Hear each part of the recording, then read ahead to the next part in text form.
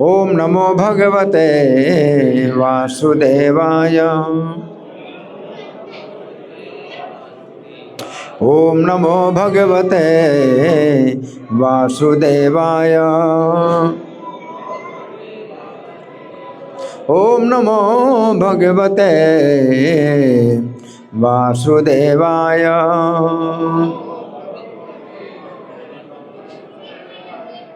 हरे कृष्णा।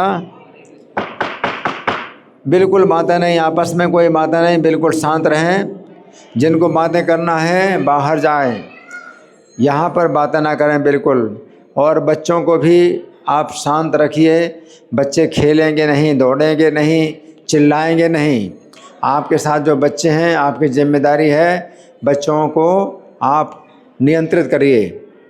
और अभी हम जो कथा करेंगे, भगवत गीता के श्लोक पर चर्चा करेंगे, 9 बजे तक होगी चर्चा। 9 बजे तक कौन बैठे हैं, कौन बैठे रहेंगे, हाथ उठाइए। ऐसे वीर योद्धा जो युद्ध में डटे रहेंगे 9 बजे तक। 1 2 3 4 5 और कोई है? हैं? माई का लाल और कोई नहीं है? 5 लोग। तो आप लोग आगे आइए। आप लोग जो है कथा में रहेंगे। बाकी जिनकी इच्छा है बैठेंगे या ना बैठें, जिनको उठना है उठ सकते हैं, बैठना है तो बैठ सकते हैं। ठीक है, धन्यवाद। तो आज का जो भगवद गीता श्लोक है, दूसरे अध्याय 2 है। अध्याय का नाम गीता का सार है। श्लोक संख्या 1 है। श्लोक इस प्रकार है। संजय उवाच तम तथा कृपयाविष्टम् अश्रुपूर्णाकुलेक्षणम् विषीदन्तम् इदं वाक्यम् उवाच मधुसूदनः। अब सब लोग मेरे पीछे बोलेंगे शब्दार्थ। संजयः, सब लोग संजयः उवाच। संजय ने कहा। आवाज बहुत कम आ रही है। संजय ने कहा तम अर्जुन के प्रति तथा इस प्रकार कृपया करुणा से आविष्टम अभिभूत अश्रु पूर्ण आकुल अश्रुओं से पूर्ण एक क्षणम नेत्र विषीदंतम शोक युक्त इदम यह वाक्यम वचन वाच कहा मधुसूदनः मधु का वध करने वाले कृष्ण ने। अनुवाद मेरे पीछे बोलिए। संजय ने कहा करुणा से व्याप्त शोक युक्त अश्रुपूरित नेत्रों वाले अर्जुन को देखकर मधुसूदन कृष्ण ने ये शब्द कहे।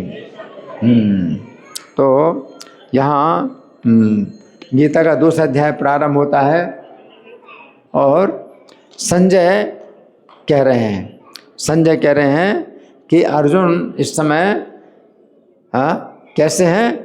अश्रुओं से भरे हैं।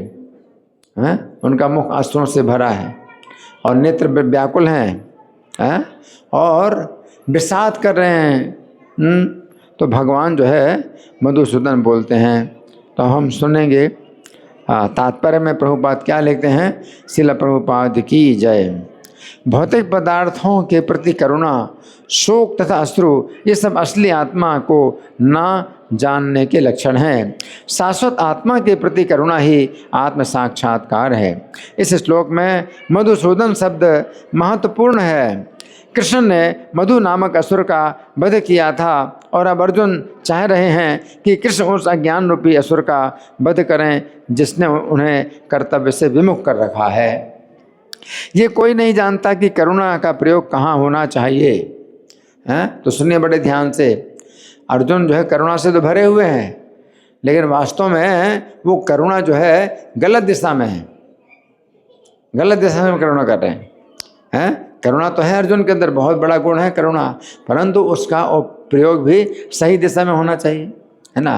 तो जो करुणा अर्जुन कर रहे हैं कि भाई हमारे कुटुंबी हैं और इनकी सेवा करना हमारा कर्तव्य है, ये तो मारे जाएंगे, तो अर्जुन को बड़ी करुणा आ रही है ना। तो यहाँ प्रभुपाद बता रहे हैं कि करुणा का जो है प्रयोग कहाँ होना चाहिए। डूबते हुए मनुष्य के वस्त्रों के लिए करुणा मूर्खता होगी। ठीक है ना। आपको करुणा तो बहुत हो रही, बहुत दया आ रही, अगर कोई आदमी डूब रहा है पानी में तो आप सोचोगे कि अरे उसके कपड़े जो है बड़े कीमती हैं, कपड़ों को बचा लें, कपड़ों को बचा लें। तो क्या सही है करुणा? करुणा तो है, लेकिन कपड़ों के लिए करुणा कर रहे हैं। जो वो डूब जाए तो आप उसके लिए चिंता नहीं कर रहे, और चिंता कर रहे हैं उसके वस्त्रों की, कि उसके वस्त्रों को बचा लिया जाए, है ना। तो उसी प्रकार से अर्जुन जो चिंता कर रहे हैं कि हमारे कुटुंबी हैं ये सब मारे जाएंगे, लेकिन जीवात्मा के रूप में तो कोई नहीं मरता, जीवात्मा के रूप में कोई नहीं मरता है। प्रत्येक शरीर के अंदर जो जीवात्मा है वो तो नष्ट होता नहीं है। तो शरीर तो नष्ट वैसे भी होना है, शरीर नष्ट ऐसे होना या वैसे होना, शरीर तो नष्ट होना ही है। लेकिन शरीर के नष्ट होने से अगर उनकी नरक में जाने से रक्षा हो जाए तो वो ज़्यादा अच्छा है। भगवान जो युद्ध करा रहे हैं, तो ये जो आतताई हैं, अत्याचारी हैं, अगर इनका वध हो जाएगा, इनको प्राण दंड मिल जाएगा, तो यम दंड से बच जाएंगे, तो नरक में जाने से बच जाएंगे। तो इसलिए अगर शरीर नष्ट होने से अगर इनकी आत्मा की रक्षा हो जाए कि नरक में ना जाए, तो वो ज़्यादा अच्छा है कि आप शरीर की तो चिंता कर रहे हैं कि भाई ये इनका शरीर जो है जीवित रहे, तो शरीर जीवित रहे, लेकिन बाद में जब शरीर छूटेगा तो नरक में जाएंगे। उससे अच्छा है कि अभी अगर इनका शरीर छूट जाए और नरक में ना जाए तो वो ज़्यादा अच्छा है। तो गीता की जो शिक्षा है वो बड़ी गहरी है। हम लोग जो है ये सोचते नहीं। मान लो कोई अत्याचारी है और बहुत दुष्ट है ना, तो नरक में जाएगा, लेकिन अगर उसको प्राण दंड दे दिया जाता है तो नरक में जाने से बच जाएगा। तो वो जो है वास्तव में करुणा है। किसी हत्यारे को प्राण दंड दिया जाता है, फांसी पर चढ़ाया जाता है, तो इससे क्या होता है, उसकी रक्षा होती है। अगर फांसी में चढ़ जाएगा तो नरक में जाने से बच जाएगा, नरक में नहीं तो यमदंड जो है उसको बड़ा जो है कठोर मिलेगा और बहुत हजारों सालों के लिए उसको नरक में कष्ट भोगना पड़ेगा। लेकिन अगर फांसी में चढ़ जाएगा तो उसका ये शरीर तो नष्ट हो गया, लेकिन उसकी जो है रक्षा हो जाएगी, नरक में जाने से रक्षा हो जाएगी।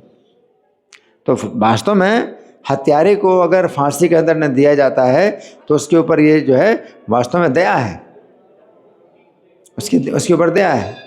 तो इतना कौन सोचता है? भगवत गीता की जो शिक्षा है वो इस धरातल पर है, आज की शिक्षा है ही नहीं। आज की शिक्षा बिल्कुल कचड़ा है। गीता की शिक्षा के सामने आज की शिक्षा बिल्कुल कचड़ा है। कुछ भी मतलब इसमें आज की शिक्षा का जो है वो है नहीं, आधार ही नहीं। वे अपने शरीर को समझ रहे हैं कि शरीर खत्म हो जाएगा तो सब कहानी खत्म हो जाएगी। ये समझते नहीं हैं कि शरीर के अंदर आत्मा है जो नष्ट नहीं होता। कौन समझता है? कौन शिक्षा देता है? आज की जो शिक्षा है ये इतना अज्ञान दे रही है। हालांकि टेक्नोलॉजी में बहुत आप आगे बढ़ गए, टेक्नोलॉजी में कंप्यूटर है और जो है मोबाइल है, इस सब चीज़ में बहुत आगे बढ़ गए, लेकिन जो अपना ज्ञान है उस संबंध में आप जो है बिल्कुल पशु हैं। आज की शिक्षा बिल्कुल पशु बना रही है। अपने संबंध में आपको जो है कुछ पता ही नहीं कि आप शरीर के अंदर जो है वो जीवात्मा है जो नष्ट नहीं होता। शरीर बदलता है वो कपड़े बदलने की तरह, आप कपड़ा जैसे बदलते हैं ऐसे आप शरीर बदल रहे हैं, लेकिन आप नहीं बदल रहे, आप नष्ट नहीं हो रहे। ये कौन शिक्षा दे रहा है? कहाँ है ऐसी शिक्षा? ये शिक्षा भगवत गीता में है, और ये आंदोलन पूरा दुनिया में जो फैल रहा है वो भगवत गीता के इस आधार पर। सबसे बड़ी जो है आवश्यकता है मनुष्य के जीवन में, आप समझिए कि आप ये शरीर नहीं है शरीर तो नष्ट होता है, शरीर बदलता है, लेकिन आप नष्ट नहीं होते, आप नहीं बदलते, है ना। तो करुणा का प्रयोग कहाँ होना चाहिए? तो यहाँ प्रभुपाद बता रहे हैं कि अज्ञान सागर में गिरे हुए मनुष्य को केवल उसके बाहरी पहनावे अर्थात शरीर की रक्षा करके नहीं बचाया जा सकता है। कि आपको जो है, अगर कोई व्यक्ति बहुत अन्याय कर रहा है और पाप कर्म कर रहा है, दुष्ट है ना, तो उसकी आप शरीर की रक्षा कब तक करोगे? शरीर तो एक बार नष्ट होगा ही, और जब शरीर नष्ट होगा, मृत्यु होगी, तो फिर क्या होगा? यमराज के पास उसको जो है ले जाया जाएगा, उसको दंड मिलेगा और हजारों सालों तक दंड मिलेगा, है ना। जो इसे नहीं जानता और बाहरी पहनावे के लिए शोक करता है, वो शूद्र कहलाता है। तो कलयुग में इस प्रकार से शूद्र हैं लोग। जैसे लोग कहते हैं भाई हम तो जन्म से ब्राह्मण हैं, हमारा परिवार, हम ब्राह्मण परिवार में पैदा हुए तो हम ब्राह्मण हैं, लेकिन वो ब्राह्मण नहीं माना जाएगा, शूद्र है। क्योंकि शरीर को ही जो है आत्मा समझ रहे हैं। शरीर को अगर आत्मा समझ रहे हैं तो ब्राह्मण नहीं है, शूद्र हैं, है ना। तो शूद्र कहलाता है, अर्थात वो वृथा ही शोक करता है। अर्जुन तो क्षत्रिय थे, अतः उनसे ऐसे आचरण की आशा नहीं थी, किंतु भगवान कृष्ण अज्ञानी पुरुष के शोक को विनष्ट कर सकते हैं, और इसी उद्देश्य से उन्होंने भगवद गीता का उपदेश दिया। यह अध्याय हमें भौतिक शरीर और आत्मा के वैश्लेषिक अध्ययन द्वारा आत्म साक्षात्कार का उपदेश देता है, जिसकी व्याख्या परम अधिकारी भगवान कृष्ण द्वारा की गई है। यह साक्षात्कार तभी संभव है जब मनुष्य निष्काम भाव से कर्म करे और आत्मबोध को प्राप्त हो। तो यहाँ पर प्रभुपाद का तात्पर्य समाप्त हुआ। अब हम सुनेंगे श्री भगवान ने कहा में इस श्लोक की कैसी व्याख्या हुई है। आप लोग बड़े ध्यान से सुने। ये गीता का कौन सा अध्याय चल रहा है? दूसरा अध्याय चल रहा है। ये गीता का दूसरा अध्याय चल रहा है, और प्रथम अध्याय धृतराष्ट्र के प्रश्न से आरंभ हुआ। उसी प्रकार गीता का दूसरा अध्याय संजय के उत्तर से प्रारंभ हो रहा है ना। तो अब यहाँ कृपया आविष्टम, इन शब्दों पर विचार करेंगे। अर्जुन के लिए क्या कहा गया? कृपया आविष्टम। क्या? कृपया आविष्टम है। आविष्ट शब्द आवेश से बना है, आवेशित। इस प्रकार कृपया आविष्टम का अर्थ हुआ करुणा से आवेशित। अर्जुन क्या है? करुणा से आवेशित है। जब कोई वस्तु विद्युत के आवेश से आवेशित हो जाती है, बिजली की आवेश से आवेशित हो जाती है, तो वह दूसरी तरह से काम करती है। जैसे तांबे का तार जब बिजली से आवेशित हो जाता है तो तांबे का तार नहीं रहता, बल्कि बिजली बन जाता है, विद्युत। तांबे के तार में अगर बिजली का आवेश हो रहा है तो अब ये तांबे का तार नहीं है, क्या है? विद्युत है। उसी प्रकार जब भक्त संसार के प्राणियों के प्रति कृपा या करुणा से आवेशित हो जाता है तो वो कृपा मूर्ति या करुणा मूर्ति बन जाता है। क्या बन गया? कृपा मूर्ति या करुणा मूर्ति है। श्रील प्रभुपाद को कृष्ण कृपा मूर्ति कहा जाता है। यहाँ पर बैठे हैं प्रभुपाद, इनको क्या कहा जाता है? श्री कृष्ण कृपा मूर्ति। चूंकि इनके शरीर में या मन में कृष्ण कृपा का आवेश है, इसलिए ये कृपा मूर्ति है। कृष्ण की कृपा का आवेश, जैसे बिजली का आवेश हो जाए किसी चीज़ में तो क्या हो जाता है? वो बिजली हो जाती है। इसमें बिजली का आवेश हो जाए तो छुओगे तो क्या होगा? करंट लगेगी। अब ये जो है तांबे का या पीतल का नहीं है, ये क्या है? बिजली हो गया, है ना। तो इसी प्रकार से इनके शरीर में या मन में कृष्ण कृपा का आवेश है, इसलिए ये कृपा मूर्ति हैं। ये साधारण मनुष्य नहीं है। ये प्रभुपाद जी साधारण मनुष्य नहीं है। जिस प्रकार तांबे के तार में जब विद्युत का आवेश प्रवाहित होता है तो उसे तांबे का तार समझना गलत है, उसी प्रकार जब किसी व्यक्ति में कृष्ण की कृपा का संचार होता है तो उसे साधारण व्यक्ति समझना गलत है ना। जिस प्रकार विद्युत से आवेशित तार का उचित विधि से प्रयोग करके कोई व्यक्ति अपने घर में बल्ब जला सकता है, बिजली से आवेशित तार है, तो अगर सही प्रयोग करेंगे तो अपने घर में आप क्या कर सकते हैं? बिजली का बल्ब जला सकते हैं, और घर का अंधकार दूर हो सकता है। उसी प्रकार कृष्ण कृपा से आवेशित भक्त का संग करके हम भी अपने हृदय में ज्ञान का प्रकाश उत्पन्न कर सकते हैं। कृष्ण कृपा से आवेशित हैं भक्त। तो उनकी संगति से हम क्या कर सकते हैं? अपने हृदय में ज्ञान का प्रकाश उत्पन्न कर सकते हैं, अज्ञान के अंधकार को दूर कर सकते हैं। कृष्ण की कृपा से अज्ञान रूपी अंधकार दूर होता है और ज्ञान का प्रकाश उत्पन्न होता है। ये बात गीता 10:11 में पुष्ट हुई है कि मैं उन पर विशेष कृपा करने के हेतु उनके हृदयों में वास करते हुए ज्ञान के दीपक द्वारा अज्ञान के अंधकार को दूर करता हूँ, है ना। अब हम विचार करेंगे अर्जुन किन व्यक्तियों के प्रति करुणा से आवेशित है। अर्जुन करुणा से आवेशित तो हैं, किन के प्रति करुणा से आवेशित हैं? जो करुणा के पात्र नहीं हैं। अर्जुन की करुणा जिनके ऊपर हो रही है वे करुणा के अधिकारी नहीं है, करुणा के पात्र नहीं है। यदि इन व्यक्तियों पर करुणा या कृपा की जाए जिस कृपा का उपयोग श्री कृष्ण के विरुद्ध करते हैं तो ये कार्य उचित नहीं है। श्री कृष्ण अपनी कृपा उन्हीं भक्तों को प्रदान करते हैं जो इस कृपा का उपयोग श्री कृष्ण की सेवा में करते हैं। अब प्रश्न ये उठता है कि क्या कारण है कि अर्जुन इस कृपा या करुणा का प्रयोग श्री कृष्ण की सेवा के विरुद्ध कर रहे हैं? इस प्रश्न का उत्तर श्रील प्रभुपाद अपने तात्पर्य में लिखते हैं कि अर्जुन के मन में मोह रूपी असुर बैठा हुआ है। मोह है, अर्जुन के मन में क्या है? मोह है, बैठा हुआ है, जो अर्जुन से उल्टा काम करा रहा है। जिस प्रकार से कोई भूत किसी व्यक्ति पर सवार होकर उस व्यक्ति से सभी प्रकार के गलत काम कराता है, भूत आ जाता है ना तो गलत काम कराता है, उसी प्रकार अर्जुन के मन और शरीर में मोह रूपी असुर बैठा हुआ है। और श्री कृष्ण को इस श्लोक में मधुसूदन कहा गया है, जिसका अर्थ है कि श्री कृष्ण ने पूर्व काल में उस मधु नामक असुर का वध किया था जो ब्रह्मा जी के कार्य में बाधा डाल रहा था। तो यहाँ संजय बताना चाहते हैं कि श्री कृष्ण जिस प्रकार मधु नामक असुर का वध किया था उसी प्रकार से वे उस मोह रूपी असुर का वध करेंगे जो अर्जुन को श्री कृष्ण की सेवा करने में बाधा डाल रहा है। अब अर्जुन को क्या कहा गया है?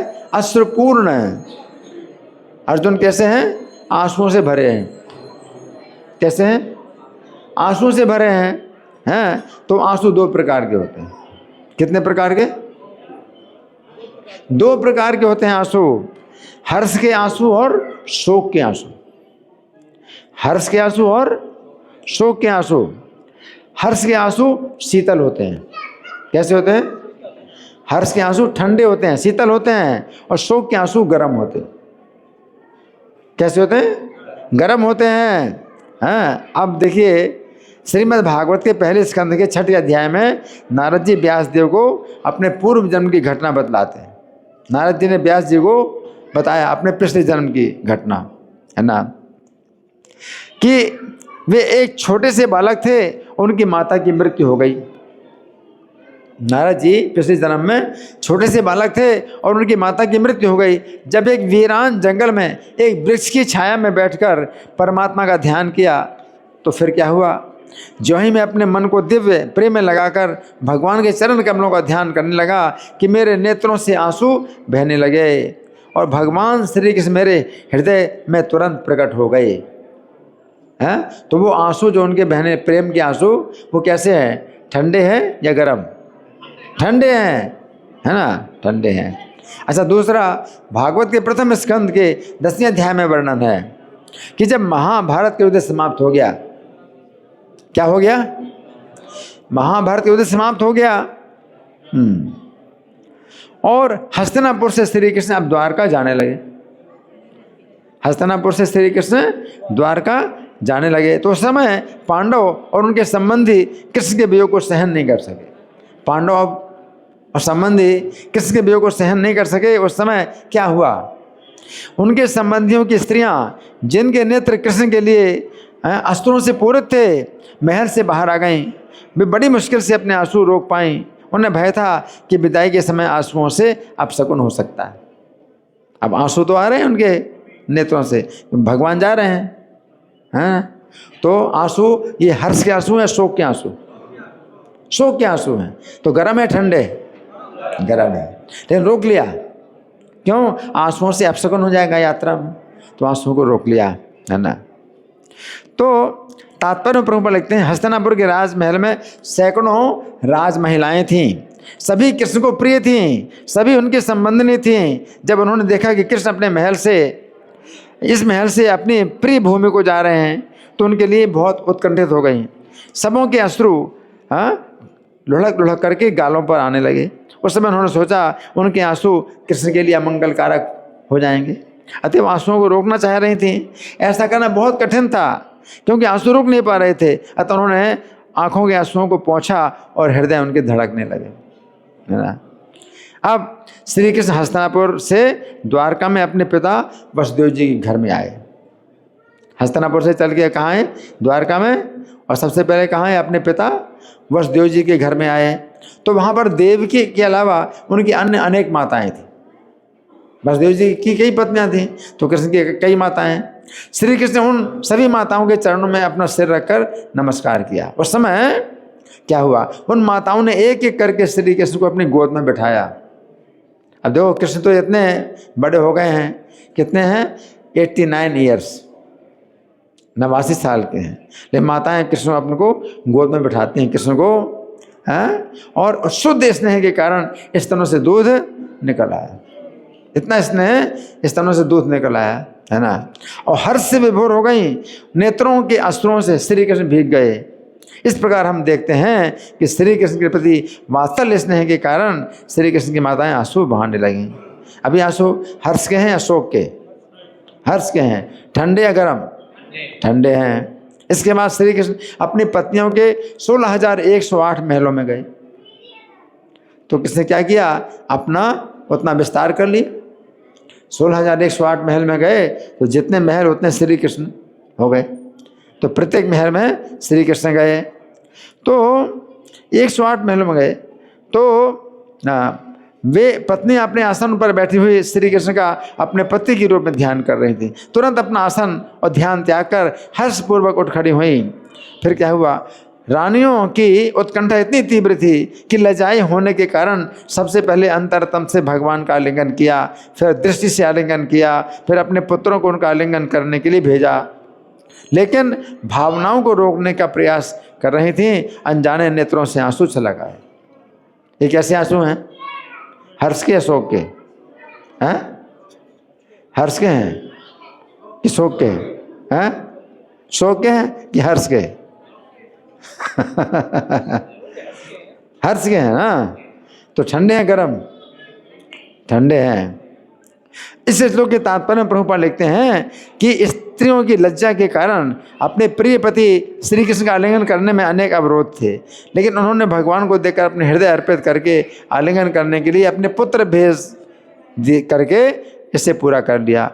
लेकिन फिर भी उनकी इच्छा पूर्ण नहीं हुई और बहुत प्रयास करने पर भी उनकी आंखों से आंसू निकल आए। अब जिस समय श्री कृष्ण अपने परम धाम में चले गए, कहाँ चले गए? अपने परम धाम में चले गए। तो हस्तिनापुर में युधिष्ठिर महाराज को काफी दिनों से श्री कृष्ण का समाचार नहीं मिला है।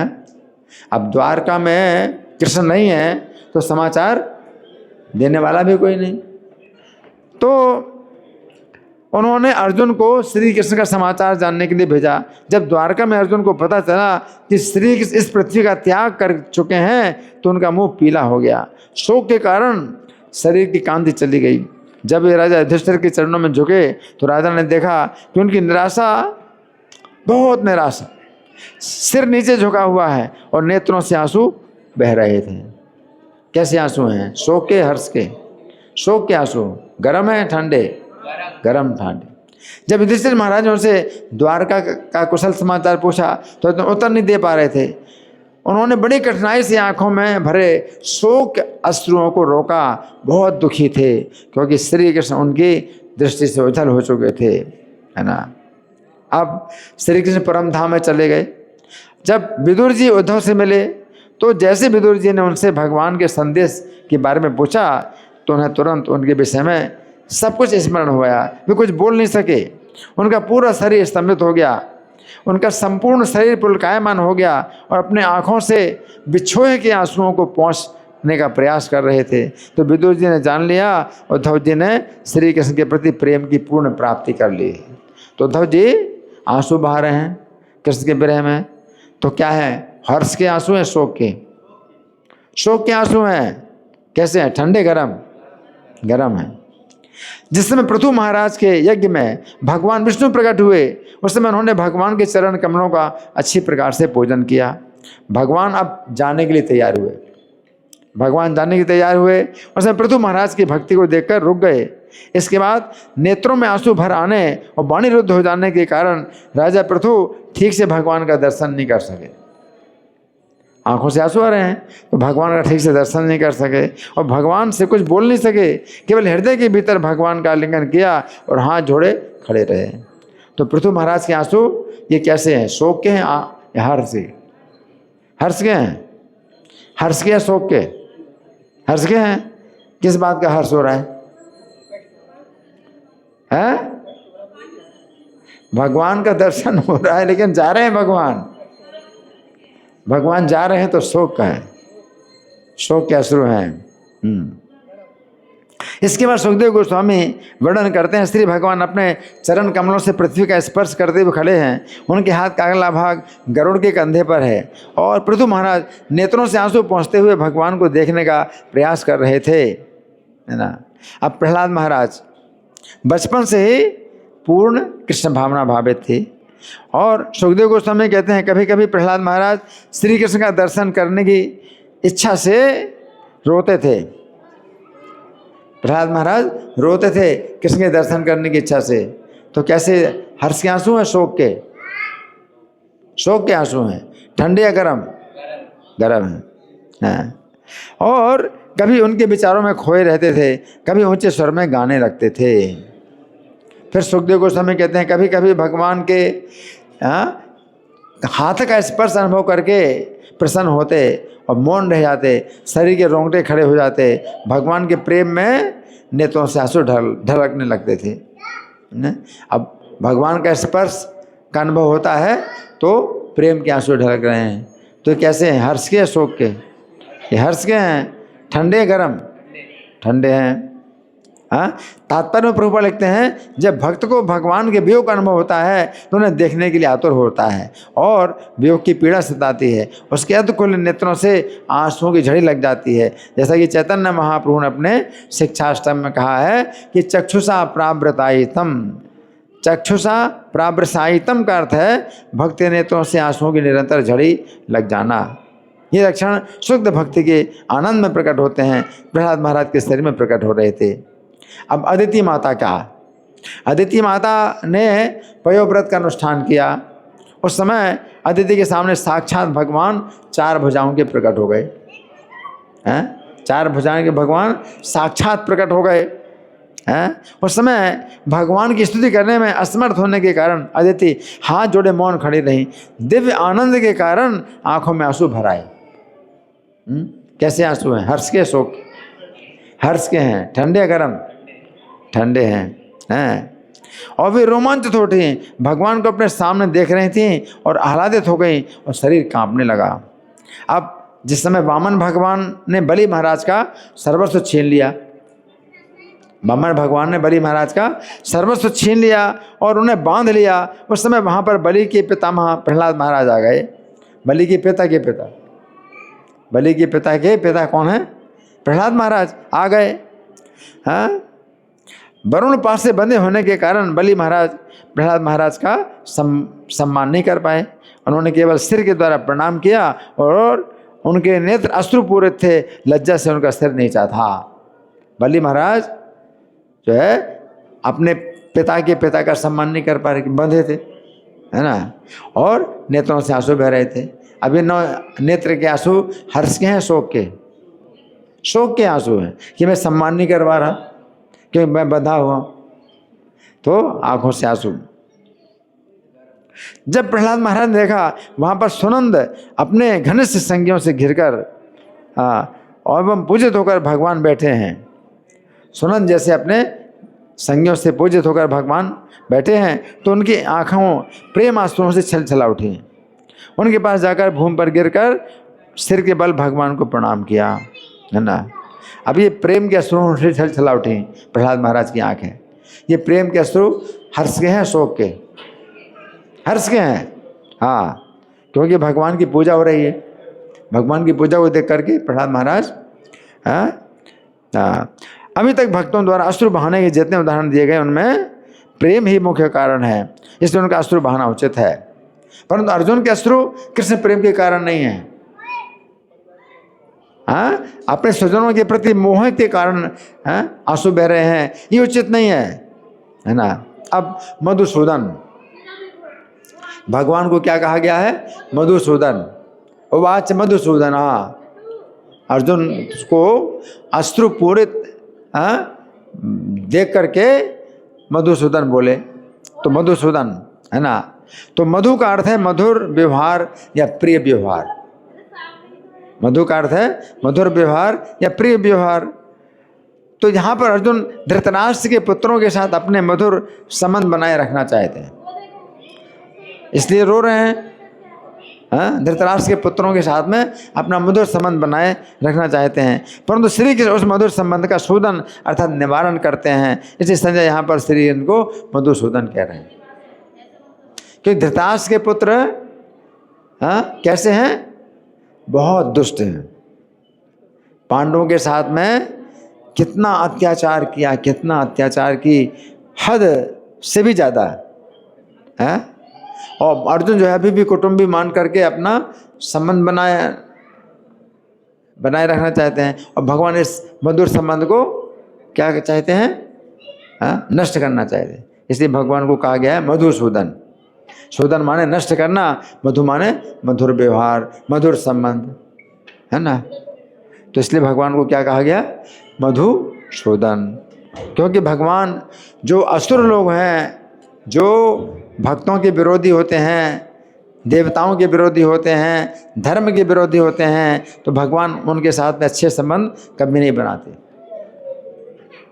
और अर्जुन उनके साथ अच्छे संबंध बनाए रखना चाहते हैं, तो भगवान उसको नष्ट करते हैं। इसलिए भगवान को क्या कहा गया है?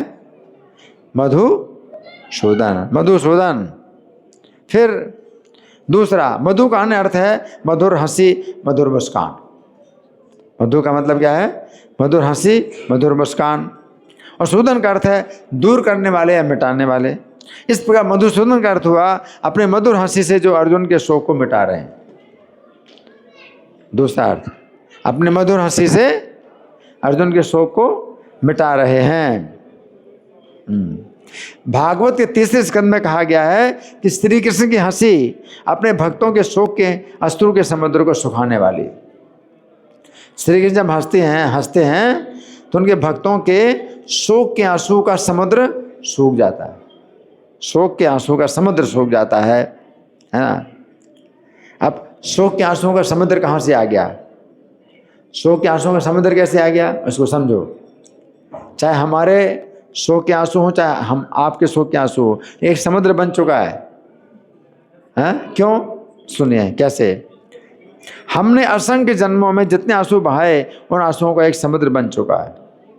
हमारे जन्म की संख्या नहीं, कितने जन्म हुए और कष्ट कितना भोगा हमने, उनके आंसू जो हमने बहाए हैं उनका एक समुद्र बन चुका है। अगर आंसुओं की मात्रा को अगर देखा जाए, इकट्ठा किया जाए, तो एक समुद्र बन जाएगा। तो हम सब के आंसुओं का समुद्र बन चुका है, इतना हमने आंसू बहाए हैं। और जैसे ही हम श्री कृष्ण की हंसी का दर्शन करते हैं, वो समुद्र तुरंत सूख जाता है। जैसे हम कृष्ण की हंसी का दर्शन करते हैं तो वो समुद्र तुरंत सूख जाता है। इस प्रकार यदि सूदन का अर्थ सुखाने वाला माना जाए, तो मधुसूदन का अर्थ हुआ कि श्री कृष्ण जो अपने मधुर हंसी के द्वारा अर्जुन के शोक के अश्रुओं को सुखा रहे हैं। मधुसूदन शब्द से ये बात स्पष्ट होती है कि श्री कृष्ण अर्जुन से हंसते हुए बोल रहे हैं। और ये बात आगे 10वें श्लोक में स्पष्ट होती है। प्रसन्न शब्द आया है, यानी प्रसन्न है, कि भगवान हंसते हुए कह रहे हैं। अर्जुन से भगवान बात कर रहे हैं, तो कैसे बात कर रहे हैं? हंसते हुए। अर्जुन रो रहे हैं और भगवान हंसते हुए बात कर रहे हैं। क्यों? उनके शोक के अश्रुओं को सुखाने के लिए भगवान हंस रहे हैं। और तात्पर्य में प्रभुपाद लिखते हैं, ये कोई नहीं जानता कि करुणा का प्रयोग कहाँ होना चाहिए, है ना। डूबते हुए मनुष्य के वस्त्रों के लिए करुणा मूर्खता होगी। इस बात से पता चलता है कि श्री कृष्ण धृतराष्ट्र के पुत्रों के शरीर रूपी वस्त्रों को नष्ट करवाकर उनकी आत्माओं का उद्धार करना चाहते हैं। श्री कृष्ण की करुणा है, श्री कृष्ण भी करुणा है, इसलिए युद्ध करा रहे हैं। इनको भगवान जो है कृष्ण इनका वध करवाना चाहते हैं। भगवान की करुणा है, भगवान की करुणा है इनके ऊपर, इसलिए भगवान इनका वध करवाना चाहते हैं। और अर्जुन की करुणा है इनके ऊपर कि अर्जुन इनका वध नहीं करना चाहते हैं। तो आप समझ रहे, अर्जुन की करुणा है कि इनका वध करने से जो है ये मर जाएंगे, है ना, अर्जुन की करुणा है। और भगवान की करुणा है, इनका वध करने से क्या होगा कि ये यमदंड से मुक्त हो जाएंगे, नरक से मुक्त हो जाएंगे, है ना। तो अर्जुन की करुणा शरीर के प्रति है कि शरीर की रक्षा हो जाए, और शरीर की रक्षा होगी लेकिन आत्मा जाएगी नरक में। तो अर्जुन की जो करुणा है उसका कोई मूल्य नहीं है, इसका कोई महत्व नहीं है करुणा का, है ना। तो उसी प्रकार से है जैसे उदाहरण दिया गया कि कोई आदमी डूब रहा है, कोई आदमी डूब रहा है और आप बड़ी करुणा कर रहे हैं, क्या, अरे उसके कपड़े बचा लो, कपड़े बचा लो, और वो आदमी तो डूब रहा है। तो आपकी जो करुणा है इसका क्या महत्व है? कुछ नहीं, है ना। लेकिन दूसरा व्यक्ति सोचता है अरे कपड़े अगर चले जाएं तो चले जाएं, उस आदमी को बचाओ, तो वो करुणा का महत्व है ना। उसी प्रकार से धृतराष्ट्र के जो पुत्र हैं तो ये तो जाएंगे नरक में, क्योंकि इन्होंने पांडवों के साथ में बहुत अन्याय किया, नरक में जाएंगे, है ना। तो इस तरह से भगवान की जो करुणा है ना, इसको सब लोग नहीं समझ पाते। तो कई बार श्री कृष्ण की निंदा करते हैं कई लोग, हैं कि महाभारत का युद्ध कराया। गांधारी ने भी कहा कि कृष्ण आप युद्ध को रुकवा सकते थे, आपने युद्ध करवाया। गांडीव ने कृष्ण की निंदा की कि आप युद्ध को रुकवा सकते, आपने युद्ध करवाया, है ना। ये आपने जो है बहुत कठोरता का कार्य किया।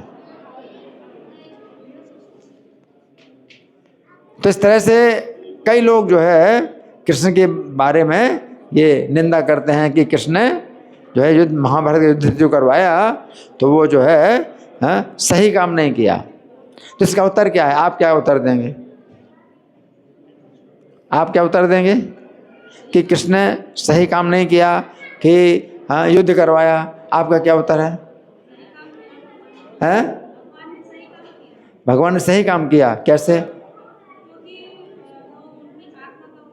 हाँ, क्योंकि आत्मा जाएगी नरक में। शरीर तो नष्ट करा दिया भगवान ने, लेकिन आत्मा जाएगी नरक में, है ना।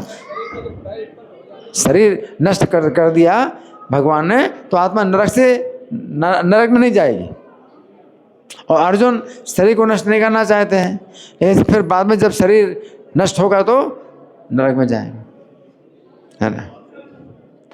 तो इस तरह से जो करुणा है तो इसका जो है मतलब बड़ा जो है ये गहरा रहस्य होता है। जैसे बाली का, श्री राम ने बाली का वध किया, है ना। तो बाली श्री राम के प्रति बहुत आदर की भावना थी। बाली की श्री राम के प्रति बड़ी आदर की भावना थी। इधर से नहीं निकलना, इधर से नहीं निकलना, ये क्यों नहीं, उधर से जाओ, ये बीच से नहीं निकलना है, इधर उधर से जाओ। तो बाली की श्री राम के प्रति बड़ी आदर की भावना थी, और श्री राम अगर कहते बाली से तो सुधर जाता। सुग्रीव की पत्नी को उसने रख लिया, सुग्रीव की पत्नी को उसने अपनी पत्नी बनाया। तो श्री राम कहते कि भाई ये सब गलत काम है, और आप जो है सुग्रीव की पत्नी वापस करो और सुग्रीव को अपने साथ रखो। हाँ, बातें नहीं आप लोग। हाँ, भगवान राम अगर कहते बाली से कि तुम जो है सुग्रीव की पत्नी वापस कर दो और सुग्रीव को अपने साथ रखो और अपना जो है अच्छा संबंध बनाओ, तो बाली तैयार हो जाता, तो बाली तैयार हो जाता, है ना। लेकिन भगवान ने बाली को सुधरने का मौका नहीं दिया, सुधरने का मौका नहीं दिया। हाँ, ऐसे नहीं, ऐसे नहीं, सुनो नहीं तो बाहर जाओ। हाँ, तो सुधरने का मौका नहीं दिया, बल्कि उसका वध कर दिया, बाली का वध कर दिया, है ना। तो इसके पीछे क्या रहस्य है? श्री राम ये बताते हैं कि कोई व्यक्ति जो है अगर आतताई होता है तो उसका वध करना चाहिए।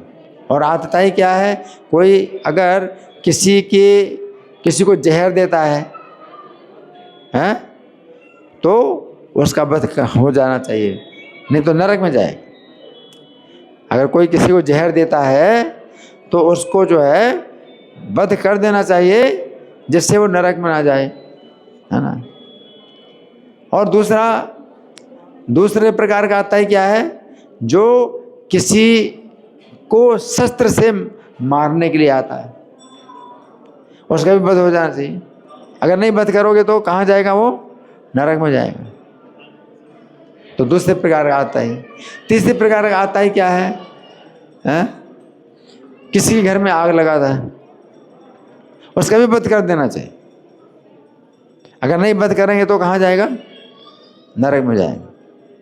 तीसरे प्रकार का आता है। चौथे प्रकार का आता है जो किसी की जमीन छीनता है, उसका भी वध कर देना चाहिए। और पांचवें प्रकार का आता है किसी की स्त्री का हरण करता है, किसी की स्त्री का हरण करता है, उसका भी वध कर देना चाहिए।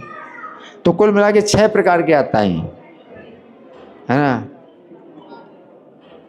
कोई किसी का जो है धन संपत्ति हरण करता है, कोई धन संपत्ति हरण करता है, पहला आता है। दूसरा जमीन हरण करता है, तो दूसरे प्रकार का आता है।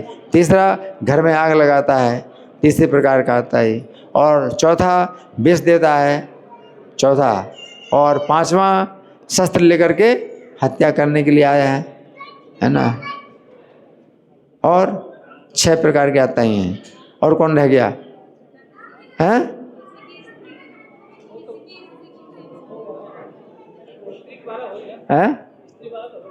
स्त्री, हाँ, स्त्री का नहीं हो, स्त्री का, तो स्त्री का तो 6 हो गए। कुल मिला के 6 प्रकार के आते हैं, है ना। तो सरकार की तरफ से भी जो है ऐसे लोगों को जो है फांसी पर चढ़ाया जाता है। तो फांसी पर अगर चढ़ा दिया जाता है, कोई किसी मनुष्य की हत्या करता है तो फांसी पर चढ़ा दिया जाता है ना।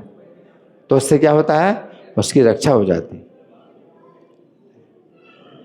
अगर फांसी पर नहीं चढ़ा जाएगा तो उसको जो है नरक में जाना पड़ेगा। और नरक में यमराज का जो दंड है वो बहुत ही कठोर होता है। फांसी पर चढ़ा दिया तो एक बार उसका जो है शरीर छूट जाता है और वो जो है यातना से बच जाता है, नरक की यातना से बच जाता है। दूसरे लोग भी देखते हैं तो वे लोग भी जो है मतलब समझ जाते हैं कि भाई मुझे नहीं करना है। एक स्थापना हो जाती है, एक सिद्धांत की स्थापना हो जाती है, धर्म की स्थापना हो जाती है कि ये काम नहीं करना चाहिए। ये भी है ना। तो ये अगर ये धृतराष्ट्र के पुत्र अगर नहीं मारे जाएंगे युद्ध में, है ना, तो एक तो पृथ्वी में अधर्म फैलेगा, पृथ्वी में अधर्म फैलेगा, है ना। और दूसरा ये लोग नरक में जाएंगे, नरक में जाएंगे, है ना। तो इसलिए भगवान जो है जब कर रहे हैं तो मधुसूदन, भगवान का नाम मधुसूदन है ना। तो मधुसूदन की 2 प्रकार से व्याख्या हुई है। कौन बताएगा? पहली व्याख्या किस प्रकार की? मधुसूदन, भगवान को मधुसूदन कहा गया है तो इसका क्या अर्थ है? पहली प्रकार की व्याख्या क्या है? मधुसूदन अर्जुन धृतराष्ट्र के पुत्रों के साथ में मधुर संबंध बनाए रखना चाहते हैं कि हमारे कुटुंबी हैं, इसलिए रो रहे हैं। और भगवान कैसे हैं? इस मधुर संबंध को नष्ट करना चाहते हैं। सूदन माने नष्ट करते हैं। मतलब भगवान का ये कहना है इनको तुम अपना जो है भाई मत समझो, ये क्या है? तुम्हारे शत्रु हैं और शत्रुओं का नाश करो। इसलिए भगवान को मधुसूदन कहा गया। है ना। और दूसरा मधुसूदन, हाँ, का अर्थ और भी हमने बताया, वो क्या है, कौन बताएगा? दूसरे प्रकार का अर्थ भी है मधुसूदन का, है? मधु नाम का असुर का वध किया, हाँ वो भी तो है, वो है, लेकिन फिर भी हमने एक और अर्थ बताया मधुसूदन का। मधु का मतलब मधुर मुस्कान, मधु का मतलब मधुर मुस्कान है, और सूदन माने जो सुखाते हैं। तो अपने मधुर मुस्कान से अपने भक्त के शोक के आंसुओं को सुखाते हैं,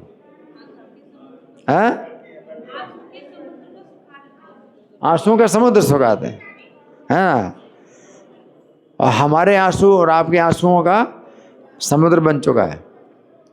कितने आंसू बहाए असंख्य जन्मों में, उनका अगर इकट्ठा किया जाए आंसुओं को तो एक समुद्र बन जाएगा। और भगवान की हंसी क्या होती है, उस समुद्र को सुखा देती है। तो भगवान का जो नाम एक मधुसूदन है ना।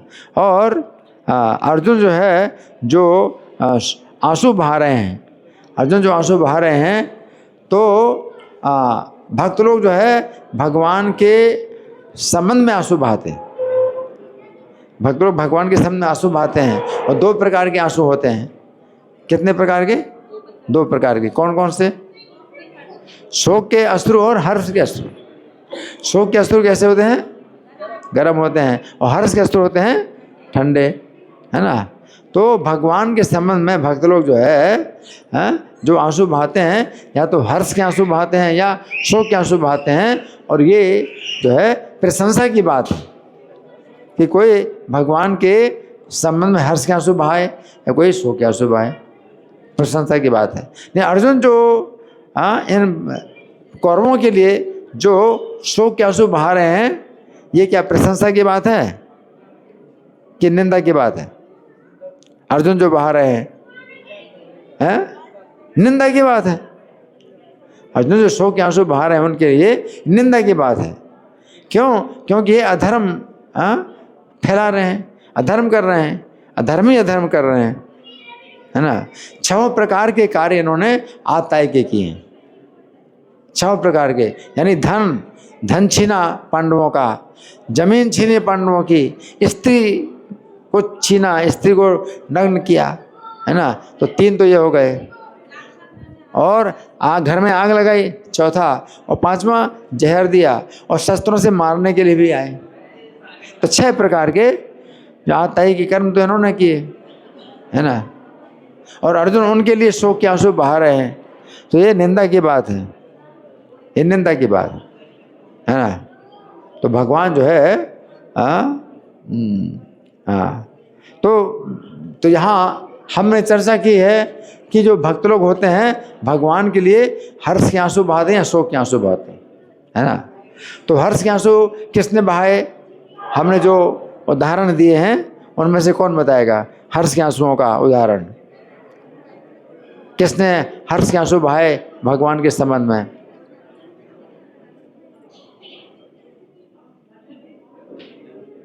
बहुत से उदाहरण दिए ना। जैसे हमने बताया नारद जी पिछले जन्म में एक छोटे से बालक थे, है ना। और वीरान जंगल में जो है ध्यान करने लगे, और भगवान जो है उनके सामने प्रकट हो गए, है ना। और नेत्रों से आंसू बहने लगे। ये कौन से आंसू हैं? हर्ष के आंसू हैं। तो ये उदाहरण हर्ष के आंसुओं का है, भगवान का दर्शन करके जो है ना। फिर शोक के अश्रुओं का उदाहरण है। जब कृष्ण द्वारका जा रहे हैं तो हस्तिनापुर की स्त्रियां क्या करते हैं? आंसू बहाते हैं। तो आंसू काहे के हैं? शोक के आंसू बहा रहे हैं। लेकिन आंसुओं को रोकते भी हैं। क्यों? कि आंसू से जो है भगवान की यात्रा में अपशगुन हो जाएगा, इसलिए रोकते भी हैं, है ना। अदिति माता क्या हुआ? कैसे क्या हुआ? पयोव्रत का उन्होंने अनुष्ठान किया, है ना। तो भगवान ने उनको साक्षात दर्शन दिए। साक्षात दर्शन दिए तो उनके नेत्रों से आंसू बहे। तो ये हर्ष के आंसू, हर्ष के आंसू हैं, है ना। और कोई उदाहरण? पृथु महाराज, हाँ पृथु महाराज, वो यज्ञ कर रहे हैं, यज्ञ में भगवान आए, है ना। तो पृथु महाराज ने भगवान का दर्शन किया और भगवान अब जाने वाले हैं, जाने वाले हैं भगवान। तो पृथु महाराज जो है आंसू बहा रहे हैं, तो भगवान का दर्शन भी नहीं हो पा रहा, आंखों से आंसू बहा रहे दर्शन। और आंसू कैसे हैं? शोक के आंसू, शोक के आंसू हैं, हाँ। और कोई उदाहरण हर्ष के आंसू या शोक के आंसू का? बलि महाराज को, बलि महाराज वरुण पास से बंधे हैं, वामन भगवान ने उनको वरुण पास से बांधा हुआ है, हैं? और प्रहलाद महाराज आ गए उस समय, तो बलि महाराज आंसू बहा रहे हैं। क्यों आंसू बहा रहे हैं? शोक के आंसू, क्योंकि बंधे हुए हैं तो उनका सम्मान नहीं कर पा रहे हैं, तो शोक के आंसू बहा रहे हैं बलि महाराज, हाँ।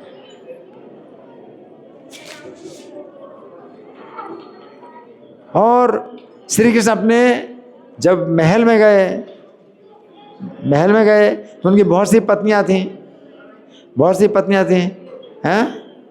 तो वो भी आंसू बहा रहे हैं, अपने पुत्रों को भगवान के पास भेज दिया, हैं? तो भगवान के पास भेज दिया आलिंगन करने के लिए। अब आंसू बहा रहे हैं, उनको प्रेम के आंसू बह रहे हैं, तो ये हर्ष के आंसू हैं, है ना, ये है। और भगवान जब अपने पिता के महल में गए, वसुदेव जी के महल में गए, तो बहुत सी उनकी पत्नियां हैं, तो उनकी माताएं हैं। तो हर माता कृष्ण को क्या करती है? गोद में बैठाती है, गोद में बैठा करके और आंसू बहा रहे हैं। ये कौन से आंसू हैं? हर्ष के आंसू हैं, है ना, आंसू बहाते हैं, है ना। तो इस तरह से जो है फिर भगवान जब परम धाम चले गए और युधिष्ठिर महाराज हस्तिनापुर में है, उन्हें कोई समाचार नहीं मिला बहुत दिनों से। तो उन्होंने क्या किया?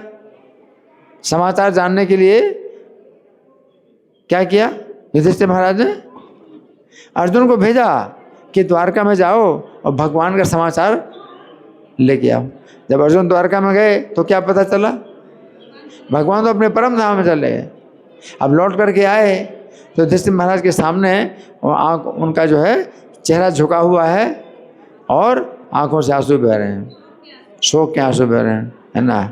तो इस तरह से जो है भगवान का जो है भक्त लोग जो है आंसू बहाते हैं। धन्यवाद। ग्रंथराज श्रीमद् भगवद गीता की जय, श्रील प्रभुपाद की जय।